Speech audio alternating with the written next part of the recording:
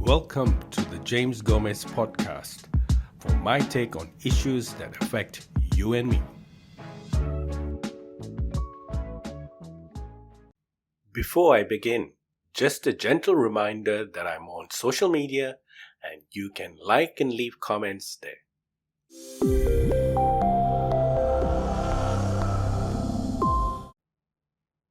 I'm James Gomez and you are listening to my take on racial discrimination and hate speech in Singapore. In this episode, I'm going to explain why it's important to go beyond racial discrimination and look at hate speech issues in Singapore, provide you a definition of what is hate speech, place it in the current context of racial discrimination issues that have come up onto the scene, identify the policy gaps, and think through some workable solutions on how we can move forward on this issue.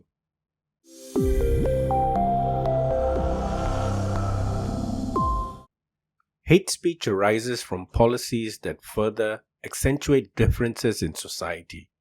And as these differences become stark, there are increased tendencies to engage in hate speech against minority groups, usually by majority groups that feel entitled to dominate.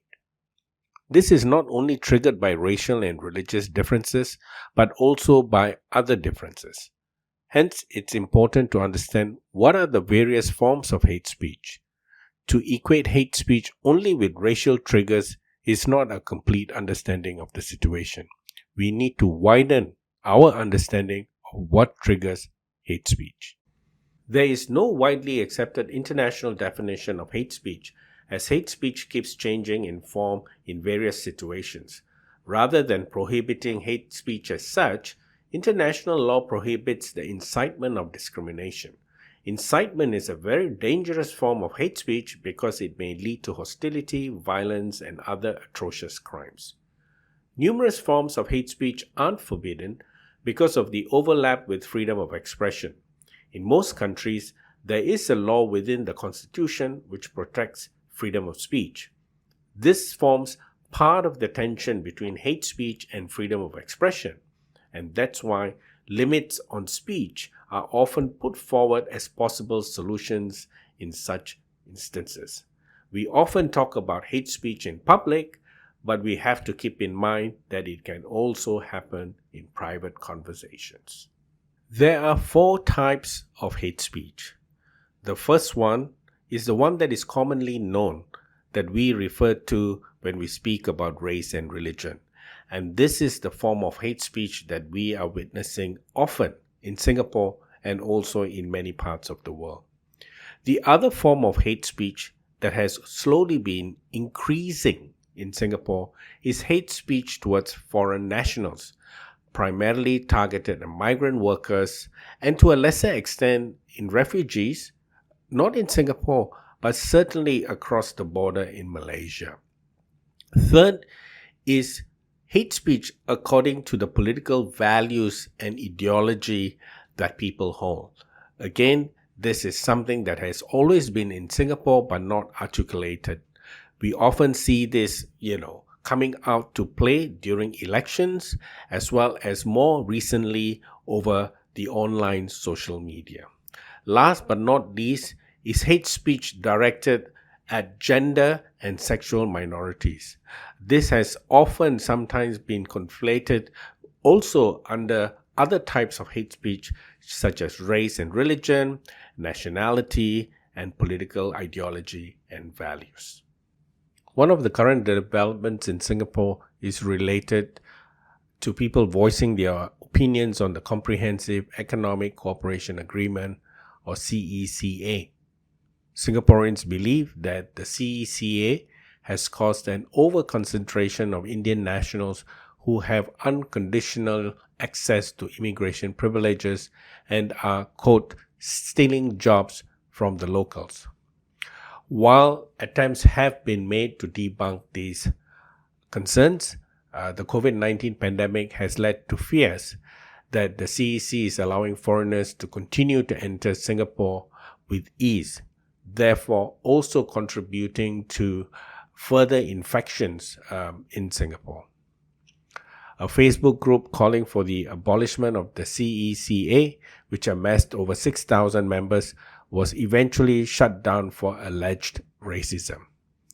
It is important to note here that not all criticisms of CECA are from a racist lens. Many have been calling out such policies out of a fear of the pandemic or as well as social economic concerns. However, due to the racialized lens of discourse in Singapore, critics of such policies are often assumed to be under the guise of racism. There are, of course, many more examples of racialized discourse and racist tendencies in Singapore. But however, at this stage, let me just go into looking at what are the gaps or problems that gives rise to these kinds of discourses in Singapore. First is the failure to acknowledge and recognize that Singapore is a host to a racist system and culture. This arises from legislation and policies as well as long-held prejudices that result in the current state of racial discrimination faced by minorities. Rather, the response to instances of hate speech is increasingly just blamed on the pandemic frustrations and the ability for people to express themselves freely on social media, rather than recognizing that this is a structural and prejudicial problem. Measures to promote harmony in Singapore are often divisive in nature, and the burden is always placed on minority communities. And they are the ones paying the extra price in order to ensure racial harmony or facilitate tolerance. Race-based legislation and policies continue to further accentuate differences between various races, also contributing to discrimination and hate speech. There are many examples such as the ethnic self-group listing of race on identity card, the ethnic integration policy for the HDB flats, whose composition of residents has become increasingly more and more plural. Finally, the state itself and the People's Action Party in particular shoulder the responsibility of promoting racial hatred. The party has never distanced itself from the remarks of Lee Kuan Yew or some of its politicians who on multiple occasions share views often discriminatory and prejudicial to minority communities in Singapore.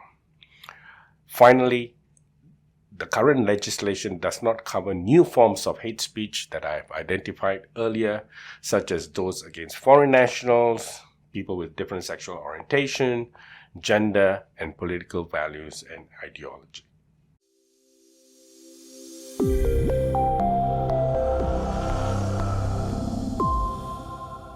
So what are some of the solutions we can consider?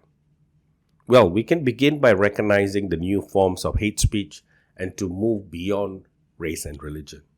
One way to do that would be to remove ethnic identity markers in the ID and other official documents, and to ensure that policies tackle discrimination at their root causes instead of facilitating prejudice and stereotypes in society.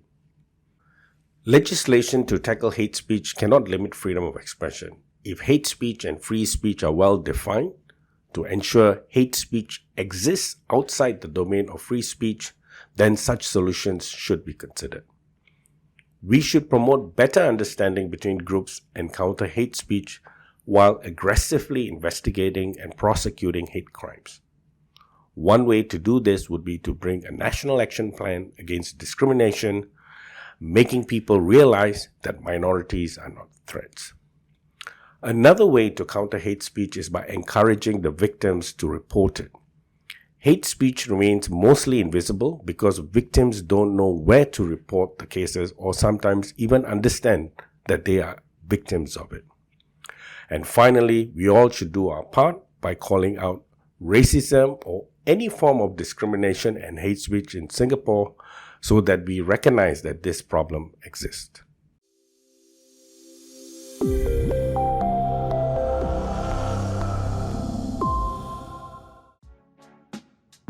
Thanks everyone for listening to this episode of the James Gomez podcast. It was great to have you here. Follow me on social media and join me next time when I discuss other issues that concern you and me.